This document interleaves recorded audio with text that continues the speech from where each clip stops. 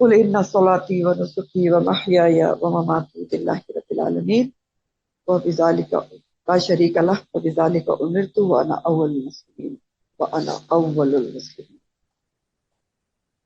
پہلے ایک چیز کی کلیریفیکیشن جو پچھلی دفعہ ایک غلط فہمی کی بنیاد پر ہوئی، اور غلط فہمی اس لیے ہوئی کہ جب لیکچر چل رہا ہوتا ہے اور بیچ میں سے اگر کوئی جان بوجھ کے کوئی بھی نہیں کرتا، وہ بھی ایک انسٹنٹ ریئیکشن ہوتا ہے، کوئی اسٹوڈنٹ ٹوک دے دوران لیکچر، تو پھر ایک دم سے بات ذہن میں نہیں آ پاتی۔ اینی وے، میں آپ کو ایکسپلین کر دوں۔ آپ پچھلی جو آپ کے پیج تھا اس میں وہ پیج نکال لیں جہاں پر میرے پاس پیج نمبر 93 ہے، دوسرا ہی پیج ہے آپ کا، غسل میت کے ٹاپک میں سیکنڈ پیج نکالیے جو پچھلی دفعہ آپ نے پڑھا تھا، جہاں پر یہ جی بات ہم پڑھ رہے تھے کہ 28 ہاں جی، جہاں پر ہم یہ پڑھ رہے تھے کہ قریبی رشتہ دار کو غسل دینا چاہیے، اور اس کی دلیل پڑھ رہے تھے۔ تو دلیل میں ہم نے پڑھا تھا کہ شوہر اپنی بیوی کو کی میت کو، اسی طرح بیوی اپنے شوہر کو کی میت کو غسل دے سکتی ہے۔ دلیل تھی کہ سیدنا علی نے سیدنا فاطمہ رضی اللہ تعالیٰ عنہ کو اور سیدنا ابو بکر کو ان کی زوجہ سیدہ اسما نے غسل دیا۔ یہ بالکل غلط نہیں لکھا ہوا ہے، آپ یہ بالکل صحیح بات لکھی ہے۔ اب میں اس کو آپ کو ایکسپلین کرتا ہوں، اچھا ہے آپ کے نالج میں اضافہ ہوگا۔ حضرت ابو بکر صدیق رضی اللہ تعالیٰ عنہ کی صرف ایک بیوی نہیں تھی، ام رومان ان کی سیکنڈ وائف کا نام تھا، ٹھیک ہے۔ حضرت ابو بکر صدیق رضی اللہ تعالیٰ عنہ کی 4 بیویاں تھیں۔ ان کی پہلی بیوی کا نام قتیلہ تھا، اور ان سے شادی انہوں نے زمانے مطلب ایمان لانے سے پہلے کی تھی۔ تو جب یہ ایمان لے آئے تو وہ انہوں نے ایمان قبول نہیں کیا، تو ان کو انہوں نے طلاق دے دی، قتیلہ کو جو پہلی وائف۔ تو ان سے جو آپ کے بچے تھے اس میں سے ایک بیٹی حضرت اسما تھی، ایک بیٹی کا نام بھی اسما تھا، اور عرب میں یہ کوئی خاص بات نہیں ہے، بیٹی کا نام بھی اسما ہوتا تھا، اور یہ عام نام تھے نا، اسما، زینب وغیرہ۔ تو جو ان کی پہلی بیوی سے بیٹی تھی ان کا نام بھی اسما تھا، یہ تو پہلی بیوی ہو گئی تھی، وہ پہلا ان کو طلاق دی۔ دوسری جو آپ نے شادی کی تھی وہ ام رمان تھی، اور یہ آپ جب آپ اسلام لائے تو وہ بھی انہوں نے بھی اسلام قبول کر لیا تھا۔ اور ام رومان سے جو سیکنڈ وائف تھی آپ ابو بکر رضی اللہ تعالیٰ عنہ کے 2 بچے تھے، حضرت عائشہ صدیقہ رضی اللہ تعالیٰ عنہ جو امت کی ماں ہے، آپ کی زوجہ محترمہ، اور ان کے بھائی عبد الرحمن بن ابی بکر، ٹھیک ہو گیا۔ تیسری وائف کا نام سیدنا ابو بکر کی حبیبہ تھا، مسلمان تھی اور اسلام لانے کے بعد ان سے نکاح کیا تھا۔ چوتھی بیوی کا نام اسما تھا، سیدہ اسما، ٹھیک ہے۔ اور ان کو حضرت ابو بکر کی وصیت کے مطابق جو سیدہ اسما آپ کی چوتھی وائف تھی، انہوں نے حضرت ابو بکر رضی اللہ تعالیٰ عنہ کا نہلایا دلایا تھا اور کفن دے دیا تھا، کیونکہ سید حضرت ابو بکر رضی اللہ تعالیٰ عنہ کی یہ وصیت تھی۔ تو یہ بالکل یہاں غلط نہیں لکھا۔ اور ویسے بھی جو الہدا کی کتاب ہے ان کا جو پروف ریڈنگ کا ڈپارٹمنٹ ہے وہ بہت ہی سالڈ ڈپارٹمنٹ ہے، اور وہاں سے پوری پروف ریڈنگز ہوتی ہیں، اور اس کے بعد کوئی چیز پھر پرنٹنگ میں جاتی ہے، اور یہ پروسیجر ہوتا ہی ہے۔ اور اللہ کے فضل و کرم سے اس سے آج میں بھی آج کل گزر رہی ہوں، کسی چیز کی پروف ریڈنگ کر رہی ہوں، جانکاری انشاءاللہ اللہ نے چاہا تو آپ کو ملے گی، اور آپ کے لیے بہت ہی فائدے کا باعث ہوگی اللہ نے چاہا تو انشاءاللہ۔ تو بہرحال مختصر یہ ہے کہ سیدہ اسما جو حضرت ابو بکر صدیق کی چوتھی وائف کا نام، زوجہ ہی تھا، یہ ایکسپلین کرنا۔ اب آ جائیں آج کا لیسن پڑھتے ہیں۔ کفن سے شروع کرنا ہے ہم نے، ایسا ہی ہے نا؟ جی جی میم، جی چلیں۔ بالکل کفن دینا۔ کفن کس، جی کفن کہتے ہیں آخری لباس کو، ٹھیک ہے۔ اب کپڑا کفن کا کیسا ہونا چاہیے؟ کفن کے لیے صاف ستھرا سفید کپڑا استعمال کرنا افضل ہے، افضل ہے۔ مجبوری کی حالت میں پھر آپ کو پتہ ہے جنگ احد میں بھی بہت کچھ ہوا تھا۔ افضل کیا ہے؟ صاف ستھرا سفید کپڑا استعمال کیا جائے۔ رسول اللہ صلی اللہ علیہ وسلم کا فرمان ہے سفید لباس پہنا کرو، یہ مردوں کے لیے سفید لباس پہنا کرو، یہ بہت امپورٹنٹ بات ہے، پسندیدہ لباس ہے، لیکن خاص طور پر مردوں کے لیے، عورتوں کے لیے اتنا پسندیدہ نہیں ہے۔ کیوں؟ کیونکہ سی تھرو ہوتا ہے اکثر، اور اگر سی تھرو بہت نہ بھی ہو تو جب لائٹ پڑتی ہے تو لائٹ اس سے آر پار ہوتی ہے، پہننا چاہیے لیکن پھر بہت احتیاط کے ساتھ۔ تو رسول اللہ صلی اللہ علیہ وسلم کا فرمان ہے کہ سفید لباس پہنا کرو، یہ تمہارا بہترین لباس ہے، اور اسی میں مردوں کو کفن دیا کرو، سنن ترمذی۔ مقدار کتنی ہونا چاہیے کفن کی؟ بہت امپورٹنٹ باتیں ہیں. کفن کے لیے کپڑے کی مقدار یا پیمائش میجرمنٹ اتنی ہو کہ آسانی سے میت کا تمام جسم ڈھانپا جا سکے. نامکمل اور ناکافی کفن علاوہ کسی مجبوری یا عذر کے ناپسندیدہ ہے. اب یہ بات میں نے آپ کو ہائی لائٹ پہلے بھی کی تھی، پھر سے کر رہی ہوں کہ ہم جو افراتفری میں کسی بھی دکان سے کسی کو بھی بھیج دیتے ہیں، خود اپنے رونے دھونے میں لگے رہتے ہیں. بار بار آپ کو بتاتی ہوں، تو یہ ایک طرح سے ہماری سیلفشنس ہوتی ہے کہ ہمارا پیارا جا رہا ہے اور ہم اس طرف توجہ نہیں کر رہے. وہ جو عام طور پہ کفن ملتے ہیں، میں نے آپ کو پہلے بھی بتایا تو پھر بتا رہی ہوں، وہ ناکافی ہوتے ہیں. آنکھوں دیکھا حال بتا رہی ہوں، بہت چھوٹی چھوٹی چیزیں ہوتی ہیں، کسی صورت سے اس میں باڈی کور نہیں ہو رہی ہوتی، ہر چیز چھوٹی ہوتی ہے. افسوس کے ساتھ ہماری جو قوم ہے وہ ہر چیز میں ڈنڈی مارتی ہے. تو کفن فار گاڈ سے برائے مہربانی دیکھ سمجھ کے پورا کفن لیں، اوتھینٹک جگہ سے لیں. رسول اللہ صلی اللہ علیہ وسلم نے ایک دن خطبہ ارشاد فرماتے ہوئے ایک صحابی کا تذکرہ فرمایا جسے وفات کے بعد ناکافی کفن میں لپیٹا گیا اور رات کو دفن کیا گیا. راوی کہتے ہیں کہ آپ صلی اللہ علیہ وسلم نے ہمیں اس بات کی تنبیہ کی، وارن کیا کہ میت کو رات کو دفن نہ کیا جائے الا یہ کہ انسان مجبور ہو. اب یہ بھی ایک امپورٹنٹ بات ہے کہ رات میں اوائڈ کرنا چاہیے دفن کرنے سے، اوائڈ کرنا چاہیے. مجبوری کیا ہے کہ اب صبح سے کوئی انسان کی ڈیتھ ہو چکی ہے تو اب آپ بہت اس کو کل اگلی صبح تک رکھیں گے تو یہ غلط بات ہے، تو کر دیں. لیکن یہ کہ اگر رات میں، بہرحال حدیث آپ کے سامنے بتا رہی ہے کہ منع ہے، ناپسندیدہ ہے، منع تو نہیں. پھر مزید فرمایا نبی کریم صلی اللہ علیہ وسلم کی حدیث یہ مسلم کی کہ جب کوئی مسلمان اپنے بھائی کو کفن دے تو ممکن ہو تو اچھا کفن دے. ٹھیک. اور اس میں یہ حدیث آپ کو میں مکمل سناتی ہوں، یہاں مکمل نہیں لکھی، میں نے مسلم کی حدیث کو دیکھ کے مکمل کیا ہے.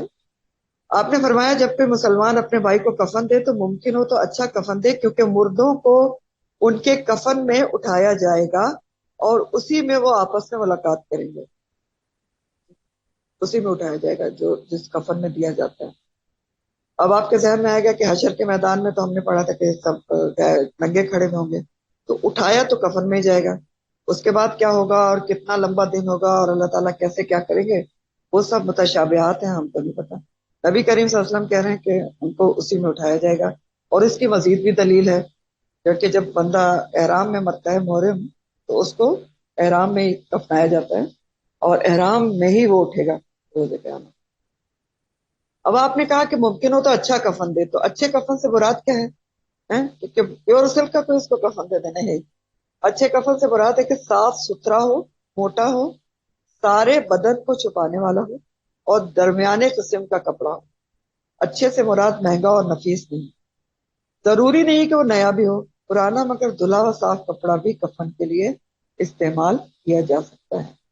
سیدنا ابو بکر رضی اللہ تعالیٰ عنہ سے کفن کے انتخاب کے بارے میں دریافت کیا گیا تھا تو انہوں نے فرمایا کہ نئے کپڑوں کا زیادہ مستحق زندہ ہے، میرے لیے بس یہ پرانے کافی. یعنی انہوں نے کہا تھا مجھے پرانے کپڑے میں کفنایا جائے. اجزائے کفن، پارٹس کفن کے کیا ہوتے ہیں؟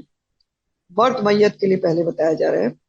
کفن میں مرد کے لیے 3 کپڑے استعمال ہوتے ہیں: ازار یا تہبند، دوسرا چادر جو قمیض کی شکل میں اوپر آئی، تیسرا لفافہ یا اوپری بڑی چادر.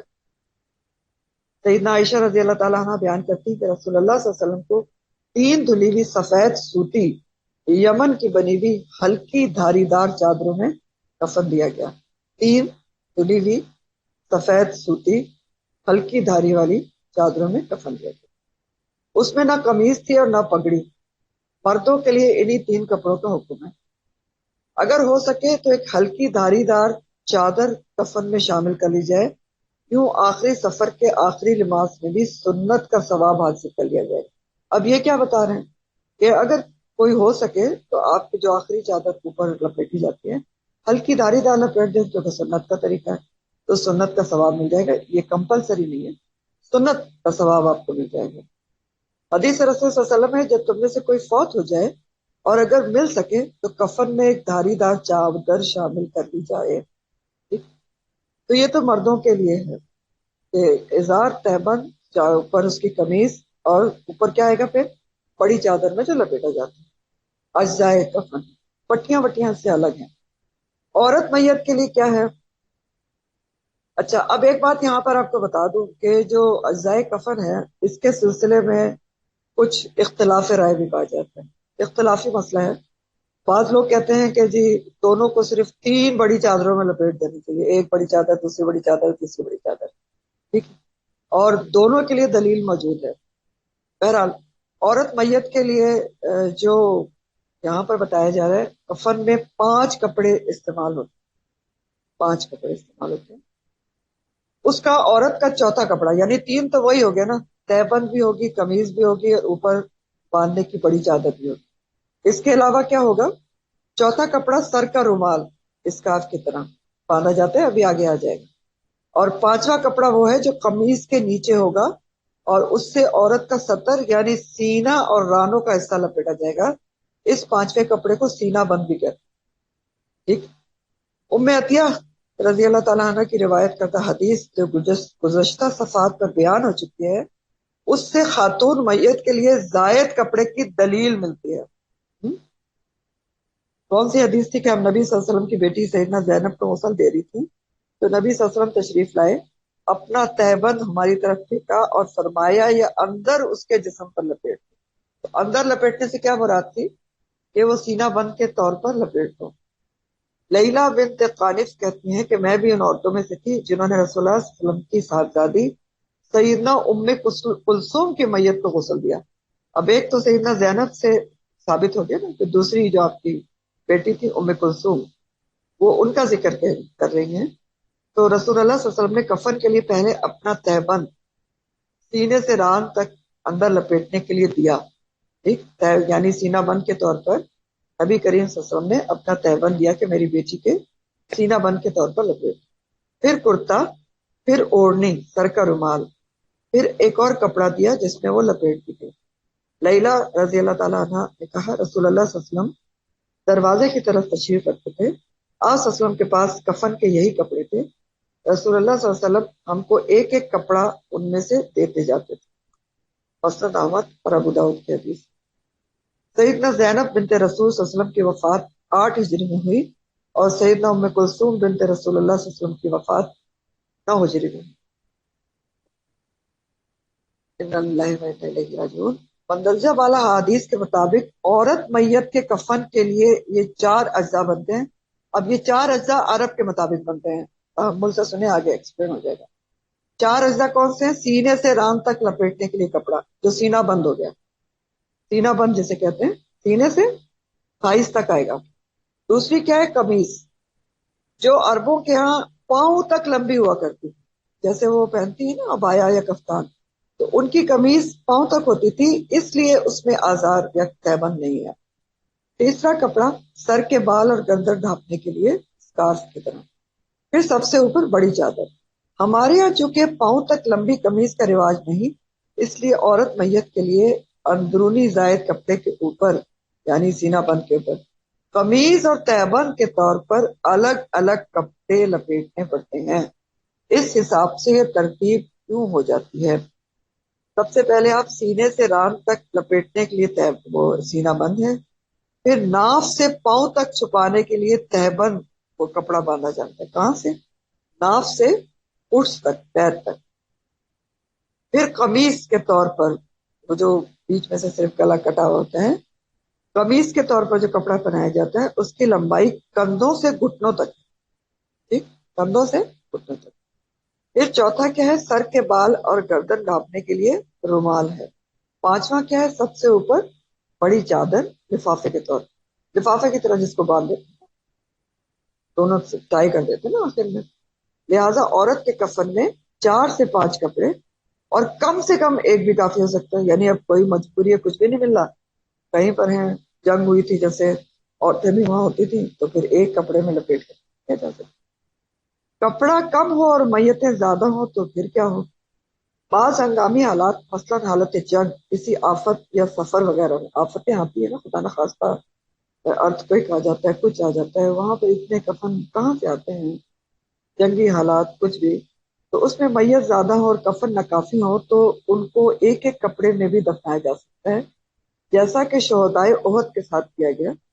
اسی طرح اگر کسی وجہ سے کپڑا اتنا ناکافی ہے کہ سر یا پاؤں میں سے کسی ایک کو ڈھانپا جا سکتا ہے تو پاؤں کو گھاس وغیرہ سے چھپا دیا جائے، جیسا کہ مصعب بن عمیر کو ڈھانپا گیا تھا۔ حوالے بخاری۔ مصعب بن عمیر کو یہ کہا کیا گیا تھا کہ ان کی شہادت ہوئی تھی جنگ احد میں، تو کفن بہت کم تھا، تو عسکر ایک گھاس ہوتی ہے اس کو نبی کریم صلی اللہ علیہ وسلم نے حکم دیا تھا کہ اس سے ان کے پاؤں چھپا دے۔ گیلا جسم خشک کر لیں۔ کفن میں لپیٹنے سے پہلے میت کا گیلا جسم صاف کپڑے یا تولیہ سے خشک کر لیا جائے۔ خوشبو، میت کو کفن سمیت عود خوشبودار لکڑی کی دھونی دینا مستحب ہے۔ رسول اللہ صلی اللہ علیہ وسلم نے فرمایا جب تم میت کو خوشبو کی دھونی دو تو 3 مرتبہ دو۔ یعنی دھونی کیسے دی جاتی ہے؟ کسی چیز میں وہ لکڑی رکھ کے یا جیسے بخور وغیرہ ہوتے ہیں اس کو جلا لیں اور چاروں طرف سے میت کے آس پاس گھما دیں تو اس میں خوشبو بس جاتی ہے، تو 3 دفعہ کریں۔ دونوں ہی دینا ممکن نہ ہو تو میت کو عطر لگایا جا سکتا ہے، یعنی عطر کیا ہوتا ہے؟ جس میں الکوہل نہ ہو۔ بخاری اور مسلم کا حوالہ ہے۔ محرم کے لیے احکامات۔ محرم کون ہوتا ہے؟ احرام والا، جو حالت احرام ہے۔ خوشبو کے حکم میں محرم شامل نہیں ہے۔ جو حالت احرام میں ہے، حج اور عمرے پر گیا ہوا ہے، اس کے دوران وہ فوت ہو جائے تو اس فوت ہونے والے محرم کے لیے احکامات اس حدیث مبارکہ سے ثابت ہیں۔ ایک صحابی میدان عرفات یعنی حج کے دوران اچانک اپنی سواری سے گر گئے، اونٹنی نے ان کی گردن توڑ دی، وہ وہیں وفات پا گئے۔ چنانچہ نبی صلی اللہ علیہ وسلم نے ارشاد فرمایا اسے پانی اور بیری کے پتوں سے غسل دے کر 2 کپڑوں میں کفن دو۔ دوسری روایت میں اس طرح ہے کہ اسی کے دونوں کپڑوں یعنی احرام میں اس کو کفن دے دو۔ اور کئی اور روایات سے ثابت ہے کہ جو محرم ہوتا ہے اس کو احرام میں ہی دفنایا جاتا ہے۔ اور آپ نے فرمایا کہ خوشبو نہ لگاؤ، احرام میں خوشبو نہیں لگاتے نا، اس لیے نہ لگاؤ۔ ایک اور حکم ہے جو ایکسکلوسیو ہے احرام میں جب کسی کو دفن کیا جا رہا ہوتا ہے کہ نہ ہی اس کا سر اور چہرہ چھپاؤ، ٹھیک؟ یہ روز قیامت تلبیہ کہتا ہوا اٹھے گا۔ تو اس کی ایکسپلینیشن کیا ہے کہ دفن کرتے وقت جو محرم مرد ہے، میت ہے، یعنی احرام میں تھا، تو اس کا سر اور چہرے کو کھول دیا جائے گا، ٹھیک ہے؟ اور جو محرم عورت ہے اس کے صرف چہرے کو کھلا رکھا جائے گا، البتہ سر ڈھانپ ہوگا۔ تو خوشبو نہیں لگائی جائے گی، اس کو اس کے جو احرام ہے اسی میں دفنایا جائے گا، اور نبی کریم صلی اللہ علیہ وسلم نے کہا کہ اس کا سر اور چہرہ نہ چھپاؤ، اور روز قیامت وہ تلبیہ کہتا ہوا اٹھے گا۔ غسل دینے والے کے لیے خود غسل کرنا۔ میت کو غسل و کفن دینے والے کے لیے بعد میں خود غسل کرنا مستحب اور بہتر ہے، واجب نہیں ہے، ٹھیک ہے؟ مستحب اور بہتر ہے، واجب نہیں ہے، کیونکہ رسول اللہ صلی اللہ علیہ وسلم کا ارشاد ہے جو کسی میت کو غسل دے وہ بعد میں خود غسل کر لے اور جو اس کو اٹھائے وہ وضو کر لے، ٹھیک ہے؟ اس لیے اس سے پتہ چلا کہ وضو بھی کیا جا سکتا ہے، لیکن غسل کر لیں تو اچھا ہوتا ہے۔ عبداللہ بن عمر کا قول ہے کہ ہم میت کو غسل دیا کرتے تھے، پھر ہم میں سے کوئی تو غسل کر لیتا تھا بعد میں اور کوئی نہیں بھی کرتا تھا۔ حکمت کیا ہے کہ میت کو غسل کرانے کے بعد انسان خود غسل کر لے؟ کیونکہ دیکھیں میت کو غسل کرانے کے دوران نجاست والے چھینٹے یا جس بیماری سے اس کی وفات ہوئی ہے اس کے جراثیم وغیرہ غسل دینے والے پر لگے ہوں گے، تو بعد میں خود اس کے غسل کرنے سے طہارت حاصل ہو جائے گی۔ متعدی یعنی کنٹاجیس یا وبائی امراض جو ہوتے ہیں اس سے وفات پانے والی میت کو اٹھانے میں مدد کرانے یا نہلانے کے تخت تک یا تختے سے چارپائی پہ ڈالنے میں مدد کرانے والے پر وضو کرنے کی حکمت مندرجہ بالا احادیث سے ثابت ہو جاتی ہے۔ یعنی اوپر جو آپ نے حدیث پڑھ لی نا، اس کے مطابق جو مدد بھی کر رہا ہے وہ بھی وضو کم از کم ضرور کرے۔ وضاحت انہوں نے مزید یہی کی ہے کہ مومن مر کر کوئی نجس یا ناپاک نہیں ہو جاتا۔ یہ بات نہیں ہے کہ آپ اس لیے نہ آئیں گے کہ خدا نہ کرے جو مومن بیچارہ مر گیا کوئی ناپاک ہو گیا، نہیں، بلکہ بسا اوقات موت کی سختیوں کی وجہ سے پسینہ یا پیشاب کا اخراج وغیرہ ہو جاتے ہیں، اس لیے میت کے بدن کو صاف ستھرا اور پاک کرنے کے لیے اسے غسل دیا جاتا ہے۔ یہ انہوں نے غسل دینے کی حکمت بتائی ہے۔ یہ غسل اس لیے نہیں دیتے کہ کوئی ناپاک ہو جاتا ہے، یہ غسل اس لیے ہے کہ انسان کو صاف ستھرا کر کے بہت اچھے لباس میں خوشبو میں بسا کے اللہ کے حضور پیش کیا جائے۔ پھر آگے ہے کفن کے اجزاء کی تفصیل ہے، کچھ تو آپ نے پڑھ ہی لیا. تفصیل کیا ہے؟ کفن کے تمام اجزاء. اچھا، اب آپ کو پتا ہے کہ جب آپ نے غسل دے لیا تو آپ کیا کریں گے؟ اگلا اسٹیپ یہ ہے کہ نیچے ایک چادر بچھائی ہوئی تھی آپ جس کے اوپر غسل دیا گیا تھا، اب وہ گیلی بھی ہو گئی، کوئی بات نہیں. اسی چادر کے ذریعے اٹھا کر کھاٹ تک لے جایا جاتا ہے جس پہ آپ نے لٹا. ٹھیک ہے، اور پھر وہ چادر نیچے سے نکال لی جاتی ہے کہ اس کے بعد اس کو کفنایا جاتا ہے خشک کر کے. کفن کے اجزاء کی تفصیل. کفن کے تمام اجزاء کھاٹ پر مندرجہ ذیل ترتیب سے بچھانے سے قبل ایک مضبوط سا کپڑا کھاٹ کے درمیان میں کمر والے حصے کی جگہ بچھایا جائے گا جو میت کو کھاٹ سے قبر میں اتارتے وقت مدد دے گا. چوڑا سا جو آپ نے پیچھے پڑھا تھا ترتیب کے اندر ایک چوڑی سی پٹی جو ہے وہ درمیان میں بچھائی جاتی ہے. اس کے اوپر آپ 3 پٹیاں بچھائیں گے. یہ ترتیب کیسے چل رہی ہے؟ کھاٹ کے اوپر یا پلنگ کے اوپر جس پہ بھی آپ نے میت کو لٹا کے کفنانا ہے، نیچے سے اوپر جا رہی ہے. سب سے پہلے نیچے آپ نے کمر کے پاس وہ کپڑا بچھا دیا جو بعد میں میت کو کھاٹ سے قبر میں اتارتے وقت مدد دے گا، یعنی اس سے ہولڈ کر کے اتارا جا سکے گا. اس کے اوپر آپ 3 پٹیاں بچھائیں گے یہ جو بنی ہوئی ہے. ہر پٹی چوڑائی میں تقریباً 5 انچ ہونی چاہیے. کمر پر باندھنے والی ایک پٹی کی لمبائی اتنی ہو جتنا تمام چادروں کا عرض ہے. جو چادریں آپ اس کے اوپر باندھ رہے ہیں نا، اوپر سے جو لفافہ ہے اتنی پٹی کی لمبائی بھی ہونا چاہیے. دوسری 2 پٹیوں کی لمبائی قدرے کم ہوگی. ہاں؟ کم کیوں ہوگی؟ کیونکہ دیکھیں یہ 3 پٹیاں ایک تو جب آپ جو آخری چادر لپیٹ دیں گے نا تو لائک جیسے آپ ٹافی کو لپیٹتے ہیں اوپر نیچے سے اس کو باندھ دیا جائے گا، بند کر دیا جائے گا. تو جو سر کے اوپر آپ پٹی باندھیں گے وہ زیادہ آپ کو لمبی نہیں چاہیے نا، اور جو پیروں کے اوپر آپ پٹی باندھیں گے آخر میں وائنڈ اپ کریں گے تو ان 2 کی پٹیوں کی لمبائی قدرے کم ہو سکتی ہے. لیکن درمیان میں جو آپ نے کمر سے جس پٹی سے باندھنا ہے درمیان سے باڈی کو، تو اس کی لمبائی انہوں نے کہا ہے اس کا جو عرض ہے وہ اتنا ہی ہونا چاہیے جتنا تمام چادروں کا عرض ہے تاکہ ٹھیک سے باندھا جا سکے. یعنی حسب ضرورت اتنی لمبائی ہو کہ سر اور پاؤں کی طرف سے کفن کا کپڑا سمیٹ کر، اب آپ دیکھ رہے ہیں سر کی طرف آپ پورے سر کے اوپر کپڑے کو سمیٹیں گے اور پھر اس پٹی سے اس کو گرا لگا دیں گے. ٹھیک، یہ کیا جائے گا اور میت کو قبر میں لٹا کر آسانی سے ان پٹیوں کو کھول دیا جاتا ہے. آسانی سے ان 3 پٹیوں کو کھول دیا جاتا ہے، بس گرا نہیں لگی رہنے دی جاتی کیونکہ ظاہر ہے اس میں تو ابھی سوال جواب ہونے اس سے. تو اب پہلے کیا کیا آپ نے؟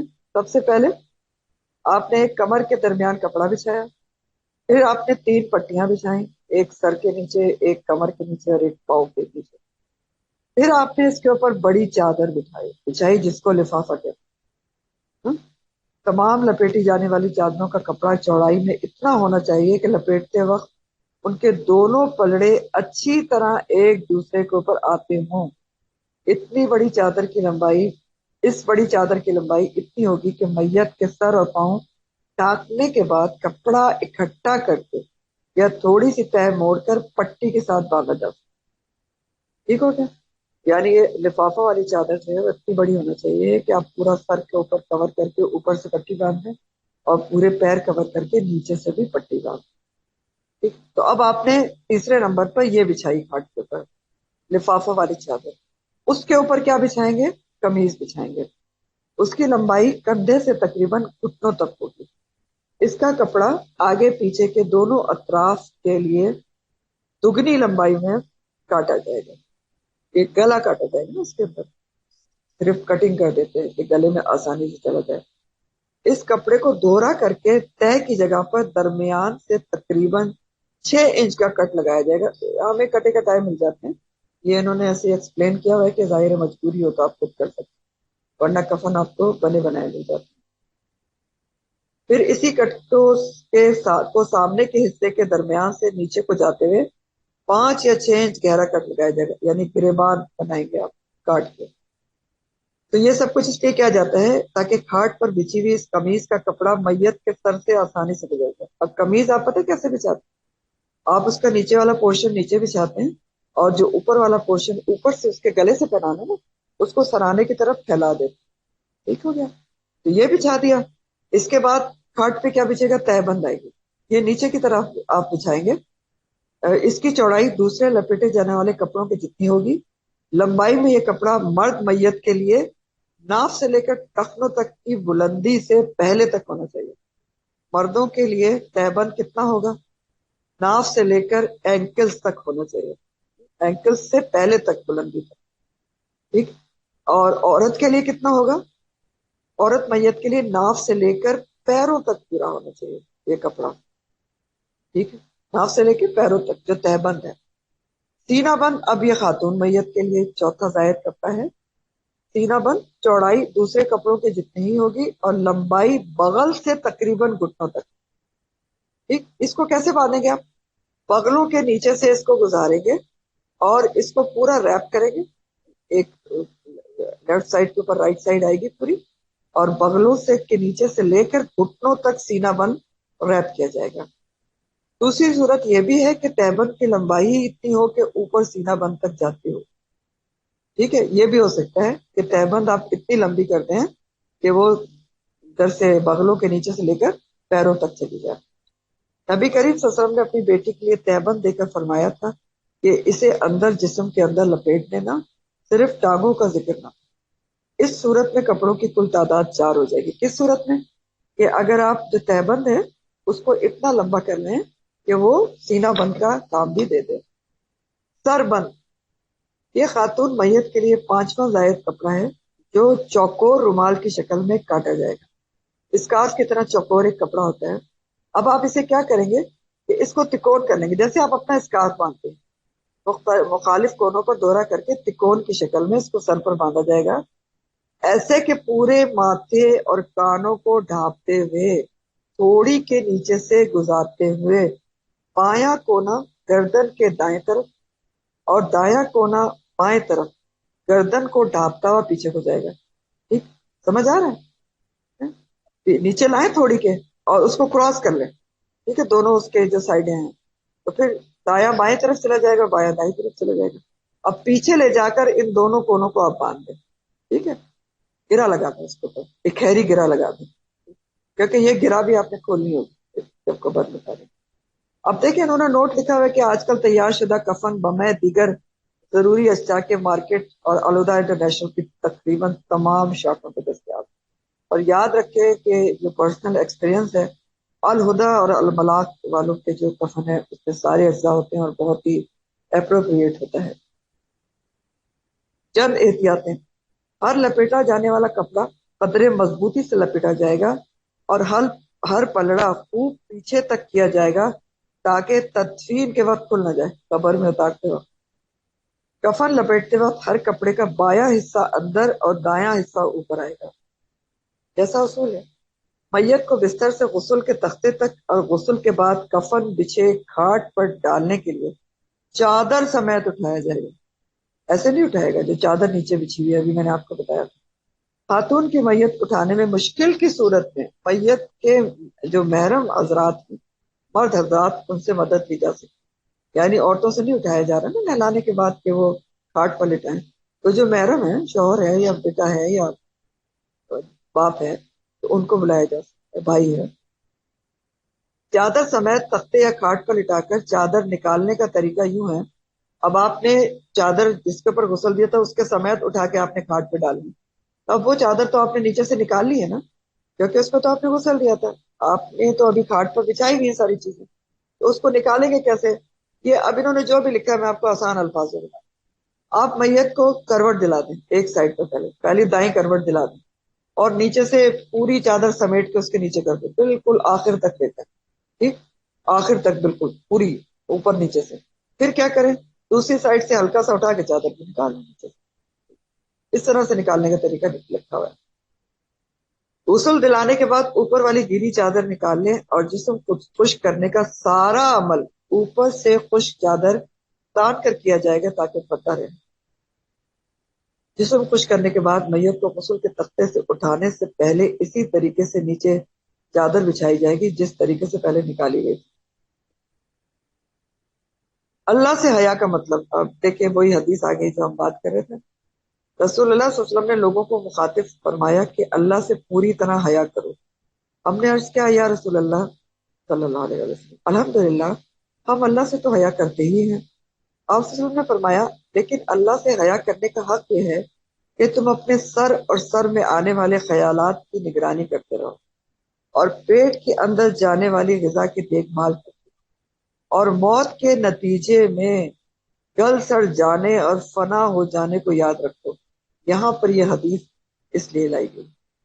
اور مزید فرمایا جو شخص آخرت کا طالب ہوتا ہے وہ دنیا کی زینت اور آرائش کو ترک کر دیتا ہے۔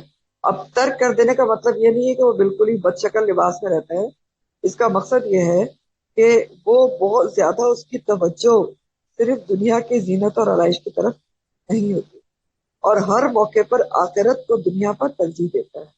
بس جو شخص یہ سب کرتا ہے وہی در حقیقت اللہ سے شرمانے کا حق ادا کرتا ہے۔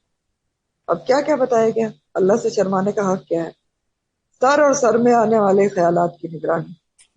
اب خیالات کی نگرانی تو ہم خود ہی کر سکتے ہیں۔ ہمارے خیالات کو کس کو پتا ہے کہ ہمارے خیالات کس کس قسم کے آتے ہیں اور کیا ہم ارادے اور نیتیں رکھتے ہیں؟ اور پیٹ کے اندر جانے والی غذا کا بھی ہمیں خود ہی پتا ہوتا ہے، تو اس کی دیکھ بھال بھی خود ہی کرنا ہے، اور موت کے نتیجے میں گل سڑ جانے اور فدا ہو جانے کو یاد رکھنا۔ یعنی اتنا زیادہ دنیا داری میں، اپنے مینٹیننس میں، اپنے گھروں کی مینٹیننس میں انسان اتنا نہ پڑے، اور کیوں کب نہیں پڑے گا؟ جب اس چیز کو یاد رکھے گا کہ فائنلی مومن کی جو ہے وہ ڈیسٹینیشن کیا ہے۔ ہاں، کیا ہے ڈیسٹینیشن ہماری؟ فائنل ڈیسٹینیشن اللہ کیا سے ہے ہماری؟ ملاقات۔ قبر ہے۔ جی ٹھیک ہے، ہماری فائنل ڈیسٹینیشن قبر ہی ہے، ہم نے جانے ہی اس میں ہے، قبر نہیں جانا، آخر باہر کسی نے جانا ہے۔ تو وہ کچھ ہے بھی نا کہ دنیا کے مسافر منزل تیری قبر ہے، اس کو یاد رکھنا چاہیے۔ اور ایک بڑی ٹپ بتائی تھی ایک دفعہ کہ پرکاش صاحبہ ہے، انہوں نے کسی لیکچر میں کہ اگر خواتین کپڑوں میں اپنے اسراف وغیرہ سے بچنا چاہتی ہیں تو اپنی جو ان کی ڈریسنگ کی کبرڈ ہے جس میں ان کے کپڑے لٹکے ہوتے ہیں، اس میں کیا کریں کہ ایک سائڈ پہ کفن بھی لٹکا دیا کریں۔ کفن ویسے بھی رکھنا مستحب اگر تو ذرا نظر آئے گا تو پھر کبھی انسان باز آ سکتا ہے، ورنہ انسان ایسے ہی ہے۔ اب اگلے پیج پہ جو کچھ ہے وہ میں پچھلی دفعہ آپ کو بتا چکی ہوں، اس کو آپ دیکھ لیجیے گا، اور بالکل یہی طریقے ہیں جو سب کچھ لکھا ہوا ہے۔ وآخر دعوانا ان الحمد للہ رب العالمین، سبحانک اللہم وبحمدک، نشہد ان لا الہ الا انت، نستغفرک ونتوب الیک۔ سبحان ربک رب العزۃ عما یصفون وسلام علی المرسلین، الحمد للہ رب العالمین۔ ربنا تقبل منا وتب علینا انک انت التواب الرحیم۔ اللهم صل علی محمد وعلى آلہ وصحبہ وسلم تسلیما۔ السلام علیکم ورحمۃ اللہ وبرکاتہ۔